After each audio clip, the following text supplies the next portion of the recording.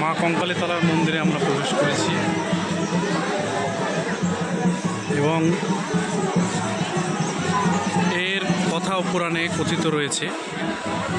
আমরা জানি পুরাণে রাজা দক্ষ তার রাজসভায় সমস্ত দেবতাদের আমন্ত্রণ জানালেও ভগবান শিবকে আমন্ত্রণ জানাননি। এতে অপমানিত হয়ে মা সতী অগ্নিকুণ্ডে ঝাঁপিয়ে নিজের প্রাণ আত্মত্যাগ করেন এবং এতে দেবাদিদেব মহাদেব ক্রুদ্ধ হয়ে তাণ্ডব শুরু করেন এবং ঠিক তখনই ভগবান বিষ্ণু তাকে শান্ত করার জন্য তার চক্র ছাড়েন এবং সতী মায়ের দেহের বিভিন্ন অংশ, ছবিতেও আমরা দেখতে পাচ্ছি, বিভিন্ন অংশ বিভিন্ন জায়গায় পড়ে।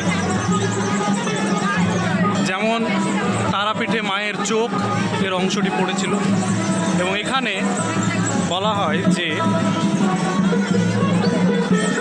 মায়ের কোমর অর্থাৎ কোমরের কঙ্কাল এখানে পাওয়া যায়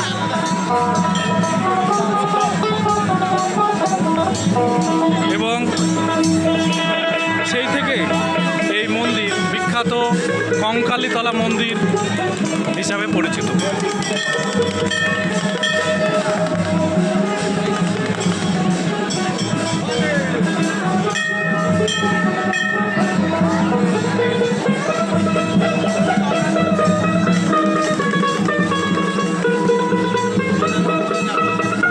বাউল সঙ্গীত এখানে পরিবেশিত হচ্ছে।